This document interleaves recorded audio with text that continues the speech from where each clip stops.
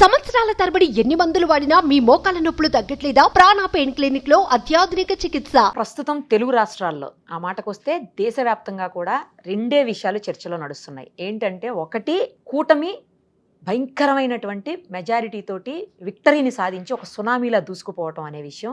ఇక రెండోది వచ్చేస్తే కేకే గారి సర్వే. అసలు ఎవరి కేకే ఇంత పర్ఫెక్ట్గా ఎలా ఇచ్చారు అనేదే నడుస్తోంది. ఈ రెండు విషయాలే ఇప్పుడు తెలుగు రాష్ట్రాల్లో ఫుల్ హాట్ టాపిక్స్.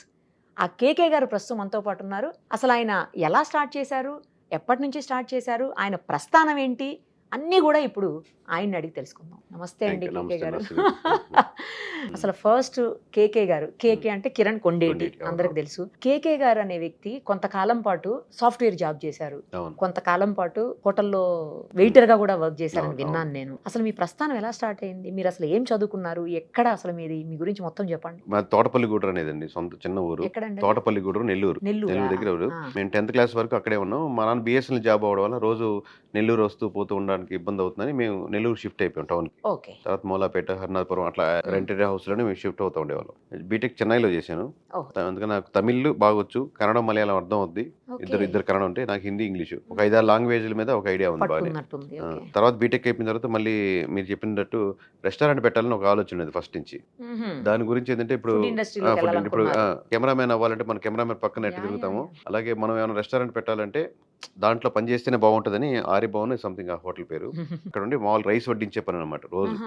అది ఎలా ఉంటదంటే బస్సు వచ్చిందంటే అసలు కిక్కిరిసిపోద్ది మొత్తం హోటల్. అందులో ఇట్లా హైవే రోడ్ హోటలే కానీ బస్ స్టాండ్ లో ఒక బస్సు వచ్చిందంటే అందరూ లోపలికి వస్తారు కదా, బస్సు వెళ్ళిపోయినప్పుడు. అట్లాంటి మనకు ఒంగోలు బస్ స్టాండ్ కానుకోనే ఉంటది హోటల్.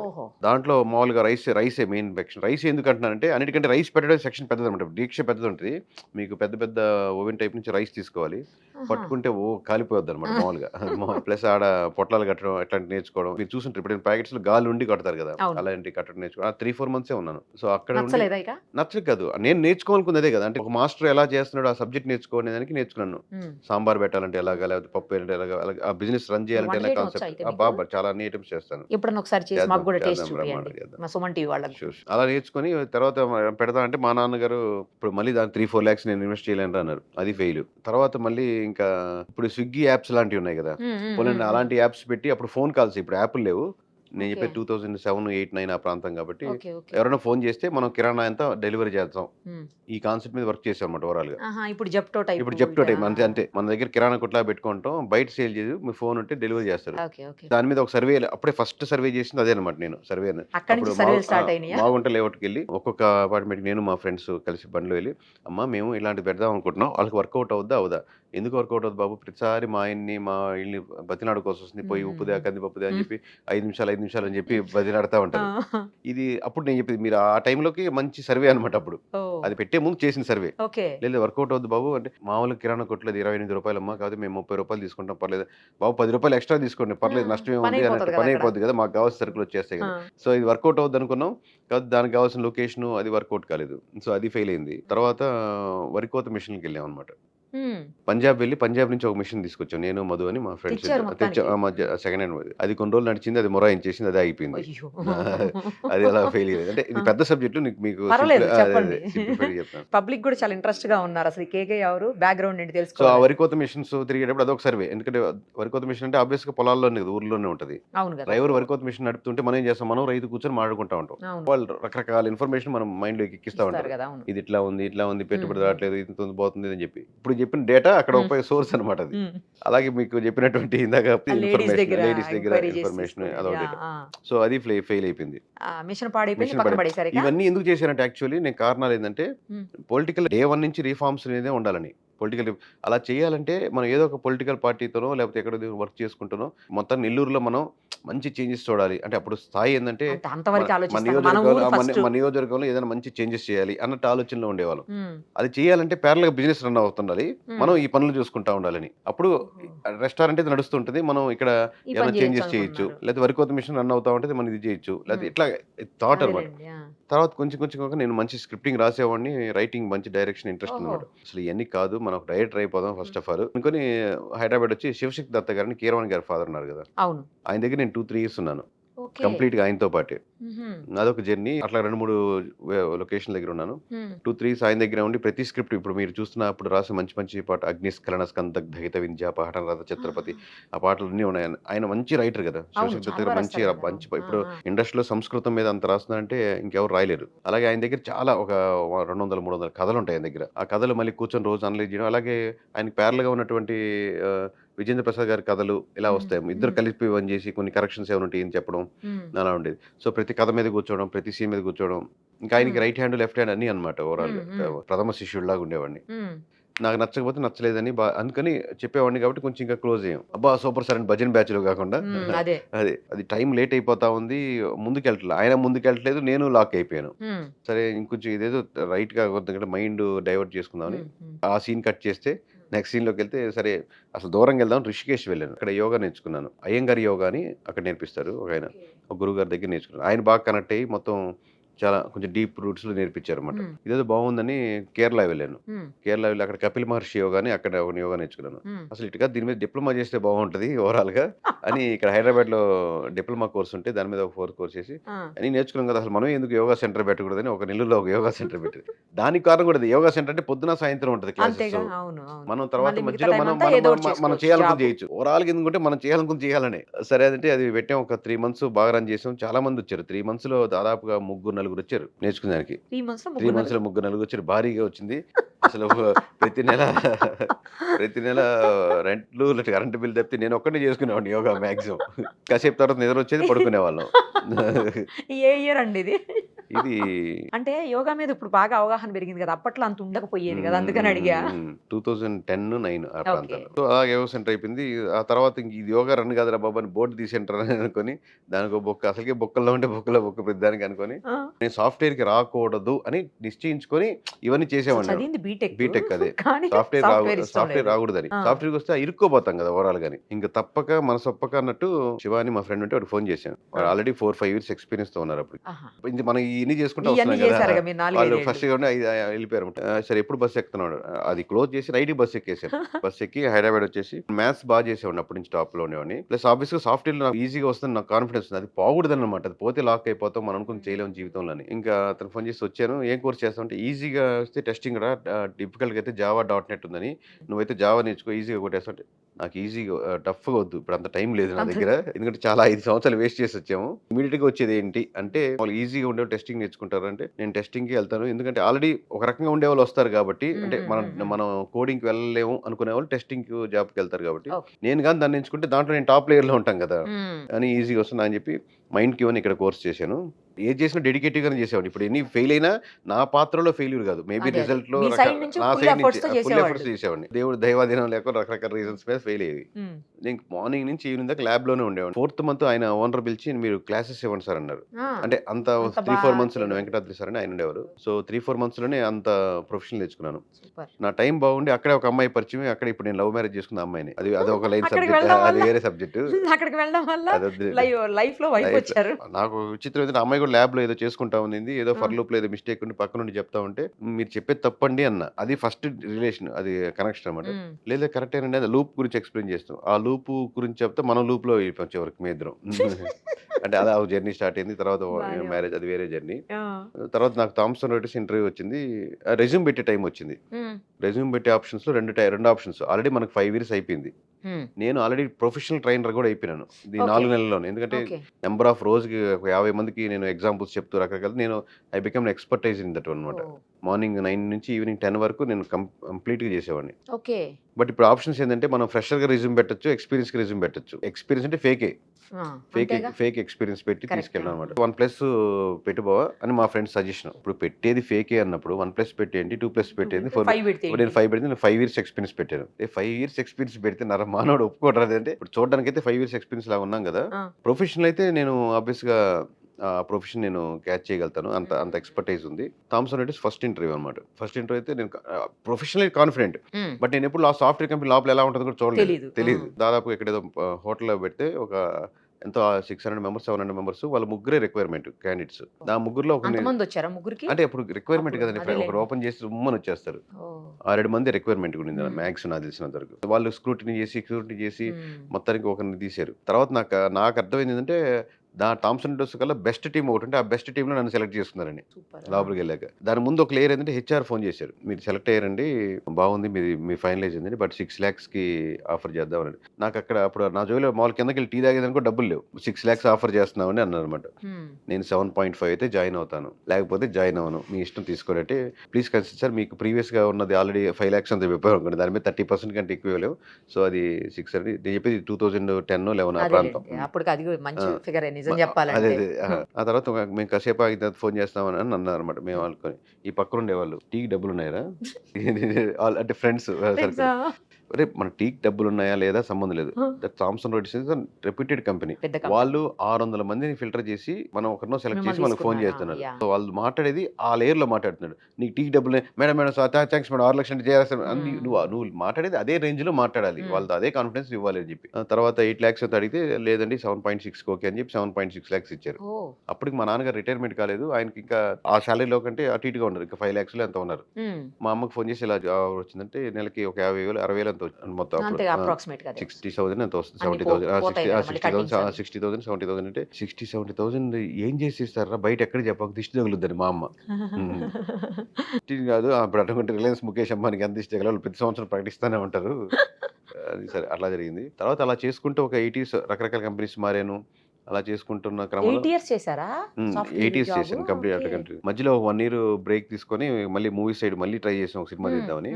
ఆ సినిమా కూడా ఏంటంటే పొలిటికల్ సబ్జెక్ట్ తీద్దాం అని చెప్పి యూఎస్ నుంచి మేమే ఫ్రెండ్స్ అంతా కలిపి కెమెరా తెప్పించుకొని, వాళ్ళు పోదు కదా ఒకసారి జీల్ కెమెరా, మీకు కెమెరా కనెక్షన్ జీలు ఒకసారి లేకపోతే వస్తే అది పుట్టుకతో వస్తే పిడకల దాకా పోదన్నట్టు. సో మళ్ళీ మధ్యలో మ్యారేజ్ ముందు బ్రేక్ తీసుకున్నాను. అంత 5 రోజుల మ్యారేజ్ ఉంది. మ్యారేజ్ ఉంటే మా మేనేజర్ ఎవరో ఇట్లా పిలిచి మీటింగ్ పెట్టుకున్నాం. అంటే కిరణ్ నీకు రేటింగ్స్ కేకే ఇట్లా తక్కువ ఉన్నాయి. అక్కడే నాకు కేకే అనేది వచ్చింది ఫస్ట్ టైం. అప్పుడు దాకా అంటే కేకే అంటే కేకే అనేది అక్కడే వచ్చి, సో రేటింగ్స్ తక్కువ ఉన్నాయి మరి ఎట్లా అంటే, పర్లేదులేండి సార్ మామూలుగా నేను రిజైన్ చేస్తున్నానండి. అదేంటి నేనైతే 100% వర్క్ చేశాను, రేటింగ్ నేను అనుకున్న దాన్ని తక్కువ ఉంటే నేను ఉండలేను, మీ తప్పు అంటలేదు. మా అమ్మాయి లక్ష్మికి మా మిస్సెస్కి ఫోన్ చేశాను. అంటే సహజంగా మూర్ఖులకి ఎక్కువ చెప్పరు కదా, ఆల్రెడీ నువ్వు మీరు చెప్పాలని చెప్తున్నా, ఆల్రెడీ డిసైడ్ చేసేసుకుంటారు, చెప్పాలి కూడా చెప్తున్నారు, మీ ఇష్టం లేండి అనేది. సో ఆల్రెడీ రిజైన్ చేసి ఆ తర్వాత 1 year మూవీస్కి ప్లాన్ చేసుకుని, ఎట్లా గ్యాప్ దొరికితే మళ్ళీ మైండ్ అటు వెళ్ళిపోద్ది కదా. అప్పుడు ఫస్ట్ అనుకున్న సబ్జెక్ట్ ఏంటంటే, అప్పుడు జగన్మోహన్ రెడ్డి గారు అరెస్ట్ అవ్వడము సంథింగ్, జేడి లక్ష్మీనారాయణ గారిది కేసు అదనమాట. అది ఆ స్టోరీ ఏంటంటే, చిన్న బడ్జెట్ లో అప్పుడు పొలిటికల్ హై ఉన్న మనం సినిమా తీస్తే కనెక్ట్ అవుద్దని, ఇక్కడ అదే సబ్జెక్ట్ తీయాలండి. చిన్న మూవీ, చిన్న ఒక అంటే 2 పాత్రలు, అంటే ఇక్కడ నెగిటివ్ పాజిటివ్ కాదు, ఇక్కడ అనుకున్న జీవితంలో ఎట్లాగున్నా సాధిస్తాను అనుకున్నటువంటి, తగ్గకూడదు మనం గట్టిగా ఉండాలనుకున్న పాత్రలు. దీంట్లో మనం సైడ్ యాంగిల్స్ లేవు, ఇక్కడ నెగిటివ్ అని పాజిటివ్ అని అట్లా కాదనమాట. ఒక తండ్రి కొడుక్కి నువ్వు కష్టపడాలి, ఎలా ఉండాలని, ఎదగాలి, నువ్వు అనుకున్న డేర్గా ఉండాలని ఒక తండ్రి ఒక తాత ఇద్దరు చెప్పిన పాత్రలు ఎదురెదురుగా కూర్చొని ఓపెనింగ్ షాట్ అనమాట. అది ఒక జేడి లక్ష్మీనారాయణ గారు, అదే మన జగన్మోహన్ రెడ్డి గారు కూర్చొని ఇంటర్వ్యూ వాళ్ళతో షార్ట్ అయితే వాళ్ళ బ్యాక్గ్రౌండ్ ఏంటి ఎలా అనేది. ఇది చిన్న బడ్జెట్ లో 30 లక్షలు తీద్దామని, అప్పుడు 30 లక్షలు అంటే ఇంకా తక్కువే, 20 lakhs లోపలే తీద్దామని, తలా లక్ష వేసుకొని తీద్దామని. పొలిటికల్ సబ్జెక్ట్ కాబట్టి మంచిగా హై వస్తుంది. నాకు ఆల్రెడీ సబ్జెక్ట్స్ పొలిటికల్ ఇంట్రెస్ట్ కదా, సో ఇలాంటి క్యారెక్టర్స్ మీదుగా చేద్దాం, ఎవరు నెగిటివ్ కాదు పాజిటివ్ కాదు, ఇంట్రెస్టింగ్ గా చూస్తారు. అది కొంచెం స్క్రిప్టింగ్ డైలాగ్స్ అని రాసుకున్న తర్వాత, ఇది ఏదో దారుణంగా ఉంది, తీసే సబ్జెక్ట్ ఏమో పెద్ద పెద్ద వాళ్ళ మీద, ఇక్కడేమో కెమెరాలకి చిన్న చిన్న వాటికి చిప్స్కి ఇది వర్కౌట్ అవ్వదు కాదులని ఇంకా అది డ్రాప్ అయ్యాం తర్వాత. అంటే దాని రేంజ్కి అది కరెక్ట్ కాదనమాట, పెట్టే పెట్టుబడికి చీప్గా వస్తుంది. నాకే మనసు రావట్లేదు ఇంకా, అంతకంటే ముందు ఇది పోలేదు, ఇది ఆ రేంజ్ లో చేసే సినిమా కదా. మళ్ళీ వెంటనే అప్లై చేసి మళ్ళీ అలా 8 years కంటిన్యూ చేశాను సాఫ్ట్వేర్ లో. మధ్యలో బ్రేక్, అది totally around 8 years Thomson Reuters అని, వాల్యూ ల్యాబ్స్ అని, నెక్స్ట్ టెక్నాలజీస్ అని, ఎస్ఎన్పి అని, ఇలా రకరకాల కంపెనీస్ లో చేశాను. చేస్తున్న క్రమంలో మధ్యలో మళ్ళీ వస్తుంది కదా, మన పొలిటికల్ పోదు కదా మైండ్ లో. ఈ మధ్యలోనే చేస్తూ నేను సెకండ్ వైఫ్ అని ఒక రెస్టారెంట్ పెట్టాను జైంట్ దగ్గర. సెకండ్ వైఫ్ పేరే సెకండ్ వైఫ్. అది చూసినట్టున్నాండి, మీదేనా? అంటే ఫస్ట్ వైఫ్ లేనో సెకండ్ వైఫ్ అని కాదు, మా ఉద్దేశం ఏంటంటే, మీకు ఫస్ట్ వైఫ్ సరిగ్గా వండకపోతే ఇది ఒక సెకండ్ వైఫ్ లా ఫీల్ అవ్వండి అని. నేమ్ అనేది ఇంట్రెస్టింగ్ గా ఉండాలని. అలాగే ప్రగతి నగర్ లో ఒక టిఫిన్ షాప్ పెట్టి, ఈ 2 అంటే ఫుడ్ చెప్పాం కదా, అక్కడ ఎక్కడో చెప్పిన ఫుడ్ ఇక్కడ కనెక్షన్ అయింది అనమాట, ఇంట్రెస్టింగ్ గా ఉండేదానికి. అలాగే అది తీరిపోయింది, ఆ దోల తీరిపోయింది.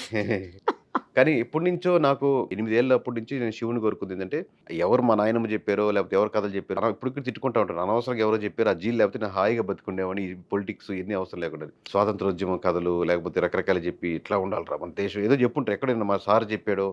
నేను ఫస్ట్ టైం అంటే 8 years అప్పుడే శివుని కోరుకుంది ఏంటంటే, నాకు బాగా గుర్తుంది, చిన్న పట్టం టైప్ ఉండేది మా ఇంట్లో. నువ్వు ధర్మానికి దానికి న్యాయానికి ప్రతీక అంట కదా, ప్రతీక అనే పదం అప్పుడు లేకపోయినా మామూలుగా రిప్రజెంటేటివ్ అనుకుంటున్నప్పుడు, సో నీకు ఏదో ఒక ఆయుధం కావాలి కదా, కత్తిలాగా, కత్తిగా నన్ను వాడుకో, నేను కత్తినవుతా, దానికి నన్ను వాడుకొని ఆ అధర్మాన్ని ధర్మాన్ని ఏదో అప్పుడు ఆ వయసుకి అసలు ఆ కోరిక చాలా ఎక్కువ, అనవసరం బిల్డప్ అది. ఇప్పుడు అనవసరంగా అది ఎవరు ఎక్కిచ్చారా బాబు, లేకపోతే హాయిగా మనం నెట్ఫ్లిక్స్ లో సినిమాలు చూసుకుంటూ ట్రైన్లు చూసుకుంటూ వీకెండ్ ఎంజాయ్ చేస్తూ ఇప్పుడు ఫ్రెండ్స్ తో చిల్ అవుట్ చేసుకుంటూ అప్పుడప్పుడు గోవా వెళ్ళొస్తూ హాయిగా ఉండే లైఫ్ అని ఇప్పటికి ఆ థాట్ ని ఎక్కించినట్టు తిట్టుకుంటా ఉంటాను కదా అని. అప్పుడు ఆ థాట్ అట్టే ఉండిపోయింది. కాబట్టి ఏదైనా చేయాలి, ఇప్పుడు మా అందరి ముందు మీరు ఉండేవాళ్ళు కాదు. ఏదైనా చేయాలి అంటే అప్పుడు ఆ మధ్యలో సర్వే అనేది మీడియం లైన్ గా అనిపించింది. మనం కంటెస్ట్ చేయలేము ఆబ్వియస్ గా, ఇంత అమౌంట్ అంటే అప్పుడున్న థాట్ చెప్తున్నాను. మనకు అసలు ప్రజలు నిజంగా మనం అనుకుందో లేదో తెలియదు. సో దానికి మీడియం లైన్ సర్వే అయితే అటు ఎమ్మెల్యేస్తో మనం కాంటాక్ట్లో ఉండి వాళ్ళతో వర్క్ చేయొచ్చు. అలాగే ప్రజలు ఏమనుకుంటున్నారు, వాళ్ళ అసలు కోరిక ఏంటి, క్యాస్ట్ ఫీలింగ్స్ ఎలా ఉంటాయి తెలుసుకోవచ్చని అలా స్టార్ట్ చేసాం. అది ఫ్లాప్. ఫస్ట్ 2-3 నెలలు ఏం లేదు, ఎవడు పట్టించుకుంటే లేడు. మనల్ని ఎవడైనా అపాయింట్మెంట్ ఎవడు, అసలు ఏం చేస్తారు బాబు, నువ్వు సాఫ్ట్వేర్ మీకేం తెలుసు, మీ పొలిటికల్ ఫ్యామిలీస్ ఎవరు ఉన్నారా, అలాగంటే మనకు జీరో నాలెడ్జ్ కదా. అవునులే. అట్లాగా మన ఫస్ట్ కాంటాక్ట్ ఫోన్ చేసి, మన పేరు గౌతు లచ్చన్న గారు మనవరాలు గౌతు శిరీష్ గారు ఉన్నారు కదా, వాళ్ళ హస్బెండ్, ఆయన ఒకసారి ఇప్పుడు కంటెస్ట్ చేసి గెలిచారు. అయితే ఫస్ట్ వాళ్ళు, నేను చెప్పేది 2019 ముందర కదా, వాళ్ళ అప్పుడు ఓడిపోయారు. సో ఆయన వాళ్ళ హస్బెండ్ వైజాగ్ లో ఉంటే ఆయన కలిశాను. ఆయన్ని కలిసక ముందు ఒక చిన్న బేసిక్ ఒక స్ట్రక్చర్ ఇలా ఉంటుంది అని స్టడీ చేసి, ఇలా ఉండబోతుందని ఆయనకి ఒక ప్రెజెంటేషన్ ఇలా ఇచ్చాను అనమాట. ఇలా ఉంటుంది సార్, ఇలా చేసి పెడతాం, ఈ మార్పులు చేర్పులు చేసుకుంటే మీరు గెలుస్తారు, యాజ్ అ స్ట్రాటజిస్ట్ గా ఉండాలనుకుంటున్నాను ఇది చెప్పి. ఏదేదో ఉన్నాయని చెప్పాక ఏమి లేవాడ, అంటే మనకు బ్యాక్ సపోర్ట్ ఉంది, టీం ఉంది అన్నాం కానీ, అంటే అంత లెవెల్ ఒకరిద్దరే ఉన్నాం. కానీ ఇచ్చిన ప్రెజెంటేషన్ తో నేను చెప్పిన పాయింట్స్ తో ఆయన బాగా ఇంప్రెస్ అయ్యారు. కంప్లీట్ గా మీరు మాతో పాటు లాక్ అవ్వండి, మీరు ఎలక్షన్స్ వరకు మాతో పాటు ట్రావెల్ చేయండి, ఇంత ప్యాకేజ్ అని ఇట్లా ఓవరాల్ డీటెయిల్స్ అనేది చెప్పారన్నమాట. బట్ ఎప్పుడు నేను లాక్ అవ్వడానికి ఇష్టపడిన ఒక దగ్గర, అది ఒకటి బేసిక్ నేచర్ అనమాట. ఒక దగ్గరే ఉండాలి, నా దగ్గరే ఉండాలి, పని చేయాలి, నాకే ఇంట్రెస్ట్ చేయాలి, నాకు అట్లాంటి ఇష్టం ఉండదు. ఫ్రీ బోర్డ్ లాంటి సోలే నాకు అర్థం, నా ఫ్రీ సోల్ టైప్. సో నాకు కాకపోతే ఆయన చెప్తున్న మాటలో హ్యాపీనెస్ ఏంటంటే, మనల్ని ఒకటి నమ్మాడు, మనం ఒకటి చెప్తే ఫ్రీగా మాకు ఎమ్మెల్యే గారు వర్క్ చేయడం అన్నాడు, చాలరా బాబు అనుకొని బయటకు వచ్చేటప్పుడు, వద్దనుకొని రిజెక్ట్ చేసిన బయటకు వచ్చేటప్పుడు ఒక మోడ్ లో హ్యాపీగా వచ్చాను. సో అప్పుడు వెళ్ళి రిజైన్ చేశాను. ఓకే, అంటే నేను బాగానే మాట్లాడుతున్నాను అయితే, బాగానే కన్విన్స్ చేయగలను అయితే, అంటే ప్రెజెంటేషన్ ఇవ్వగలుగుతాను అయితే అని నమ్మకం వచ్చింది. కాకపోతే రిజైన్ చేసినప్పుడు ఇంక అందరూ, నా నరమానవుడు ఎవడు సర్వీస్కి వెళ్ళమని ఎవరు సలహా ఇవ్వలేదు. ఆబ్వియస్లీ అంత ప్యాకేజ్ ఉండి వదులుకుంటూ, ప్లస్ మ్యారేజ్, పిల్లలు, ఈఎంఐలు ఎలా వద్దని 2-3 months తిరిగాము. నరమానవుడు మళ్ళీ పట్టించుకోలేదు. ఆబ్వియస్గా మళ్ళీ ఇంటికి వచ్చి మళ్ళీ డల్ కూర్చుంటే, మా మిస్సెస్ నీ మొహం చూడలేకపోతున్నా అని చెప్పి మళ్ళీ తల గోల్డ్లతో ఇచ్చి మళ్ళీ SBI బ్యాంక్లో పెట్టి ఒక 5 lakhs తీసుకొని మళ్ళీ స్టార్ట్ చేసాం అనమాట. మళ్ళీ గోదావరి జిల్లాలో అవన్నీ స్టార్ట్ చేసి మళ్ళీ ఒక 1-2 నెలల తర్వాత కొంచెం 2-3 చిన్న ఆర్డర్లు రావడం మొదలు పెట్టారు. కాకపోతే మధ్యలో నేను చేసిందంటే, మనం ఏదో మాట్లాడతాం కదా సోదంతా, అదేదో ఇంటర్వ్యూ చేద్దాం మాట్లాడదామని ఆ సోదంతా ఒకసారి మాట్లాడితే అది మిలియన్స్ ఆఫ్ వ్యూవర్షిప్ వచ్చింది. ఓహో, మనం బాగానే మాట్లాడుతున్నాం అయితే అనుకొని, అటెన్షన్ డ్రా అవుతుంది, ప్రజలు కనెక్ట్ అవుతున్నారు అనుకుని, అదే టైంలో ఈ ఆబ్వియస్గా ఎమ్మెల్యేస్ కూడా చూస్తారు కదా, రండి కేకే గారు అని చెప్పి రెస్పెక్ట్ గా మాట్లాడడం అలా చిన్నగా 170 నియోజకవర్గాలు ఒకటి చేసుకుంటా, కొన్ని అవుట్ సోర్సింగ్ ఇచ్చుకుంటా, లేదా వేరే వాళ్ళతో కనెక్ట్ చేసుకుంటా చేసాం. ఫైనల్ గా 151 నెంబర్ కనబడతా ఉంది అక్కడ. మనకు అసలు సంబంధం కానీ బెరుగు, ఇంత జర్నీలో మీకు అర్థమైంది కదా, ఓవరాల్ గా బెరుగు కానీ లేదా ఎవరు ఏమైనా చేస్తారు కానీ అట్లాంటి ఏం లేవు. 151కి వస్తుందని చెప్పి కొన్ని ఇంటర్వ్యూలు ఇచ్చాం మన సుమన్ టీవీలోనే. అది బాగా రీచ్ పెరిగింది. చిన్న చేస్తే ప్రతి ఒక్కరు మనం చెప్పినోడు గెలవాలా, చెప్పనోడు ఓడాలన్నట్టు 99% ఇచ్చిపించి అలాగే జరిగింది నియోజకవర్గాలన్నీ. అది హై రీచ్ అయింది. అలా మీ జర్నీ మొదలైపోయింది. సూపర్. ఇప్పుడు హీరో అయిపోయారు మీరు. హీరో అంటే ఇంకా జర్నీ ఉంటుంది కదా, చాలా ఉంది. అంటే ఇప్పుడు మీరే మెయిన్ సోర్స్, ఇంకా కేకే చెప్తే అది పక్కా అనే పరిస్థితి వచ్చేసింది కదా. ఎందుకంటే 2 ఎలక్షన్స్ చూస్తున్నారు, మేజర్ ఎలక్షన్స్ 2 కూడా. పైగా ఏమి చిన్న చిత్క ఫిగర్లు చెప్పాలా మీరు. అసలు హై లెవెల్ 151, అప్పుడు 160 అబో, ఇప్పుడు నార్మల్ కాదు కదా. అంటే ఇప్పుడు ఏంటంటే ఇంకా పోయినసారైనా 140 to 150, మేబీ 150 క్రాస్ చేయొచ్చేమో ఇలా చెప్పేవాళ్ళం రేంజ్ అప్పుడు కూడా. కానీ అప్పటికి 140 పెద్ద నెంబరే, అప్పటికి 150 నెంబర్ పెద్ద, మినిమం నెంబర్ పెద్ద నెంబరే, మాక్సిమం నెంబర్ పెద్ద నెంబర్ అలా ఉండేది. ఇప్పుడు ఏంటంటే మన ఆబ్వియస్గా నాకు రిస్క్ తీసుకునే మెంటాలిటీ కదండి, మీకు అర్థమైంటుంది జర్నీలో. బట్ ఆ రిస్క్ ఏంటంటే పాజిటివిటీ వేగా ఉండాలి. ఇప్పుడు ఎవరో అరుగు మీద కూర్చుని అతను కూడా జగన్ 100 కొట్టేస్తాడు, 50 పోయినా 100 కొట్టవా, లేదా పవన్ కళ్యాణ్ 10 వస్తాయా 15 వస్తాయని చెప్తారు. అరుగు మీద కూర్చునే వాళ్ళు అంటే చెప్తున్నప్పుడు, ఇన్ని నియోజకవర్గాలు సర్వే చేయించినప్పుడు నువ్వు +10 -10 చెప్పలేదు, 110 నుంచి 150 నువ్వు అనకూడదు అది అని నాకు అనిపించింది. నాకు కొట్టింది అది. సింగిల్ నెంబర్ చెప్దాం, రేపు పొద్దున అటు ఇటు అయింది అనుకోండి, అది ఓకే అవ్వచ్చు. బట్ నువ్వు చెప్పేటప్పుడే మార్జిన్ చెప్పి 110 to 130, 135 అట్లా ఇట్లా ఈ మార్జిన్లు చెప్పుకోరు కదా. ఇప్పుడు 90 వచ్చినా కానీ మేము వచ్చిన దానికి దగ్గరగా వచ్చింది అంటాడు, లేదా 140 వచ్చినా కానీ నేను 30 చెప్పాను, అది ఎడ్జ్లు కొట్టేస్తాయి సార్ ఆగోసారి చెప్పుకుంటారు. ఈ బార్డర్లో ఉండకూడదు కదా, మనం అటు అలా వెళ్ళకూడదు, ఇది దీన్ని స్వస్తి పలికి రేపు పొద్దున ఏ సర్వే కంపెనీ అయినా సింగిల్ నెంబర్లే చెప్పాలి అనే దానికి ఆ సాంప్రదాయానికి మనమే శ్రీకారం చూడదాం అనుకొని స్టార్ట్ చేశారు. అది సింగిల్ నెంబర్. కానీ ఇక్కడ మోస్ట్ డిఫికల్టీ ఏంటంటే కొంచెం క్రిటికల్గా ఉన్న ఎలక్షన్స్ ఆబ్వియస్గా అందరికీ అర్థమైంది కాబట్టి అవును. దాంట్లో మనం డేటా తీసుకుంటే మనకి ఈజీ అయింది. బట్ కంపారిటివ్లీ సింగిల్ నెంబర్ చెప్తే 4 పార్టీలు సింగిల్ నెంబర్ చెప్పాలి అంతేగా మరి. సో అది కష్టమైంది. సో ఇన్ని ఫెయిల్యూర్స్ తర్వాత సక్సెస్ లోకి వచ్చారు కేకే గారు అయితే. అంతే అంతే. అంతేనా? లైఫ్ లో చాలా అంటే ఇంకా నేను ఫెయిల్యూర్స్. యాక్చువల్లీ మేము అనుకుని చేయట్లేదు కదా, ఇంకా స్టార్టింగ్ స్టెప్ అనుకోవచ్చు. వాళ్ళు చాలా హై స్టెప్ సక్సెస్ మొదలైనట్టే కదా ఇక. స్టార్టింగ్ స్టెప్ అంటే నేను అనుకున్న చేయాలని మొదటి అడుగు. అదే ఆ తర్వాత నుంచి అసలు మనం చేయాలనుకుంది ఇంకా ఇంకా అసలు వేరే ఉంది. బట్ ఏదైనా కూడా సక్సెస్ అని ఏదైనా ఒక్క అడుగుతూనే మొదలవుతుంది. ఆల్ ది వెరీ బెస్ట్ అండి. Thank you so much. Suman టీవీలో మీ పర్సనల్ అండ్ బిజినెస్ ప్రమోషన్స్ కోసం కింది నెంబర్కి కాంటాక్ట్ చేయండి.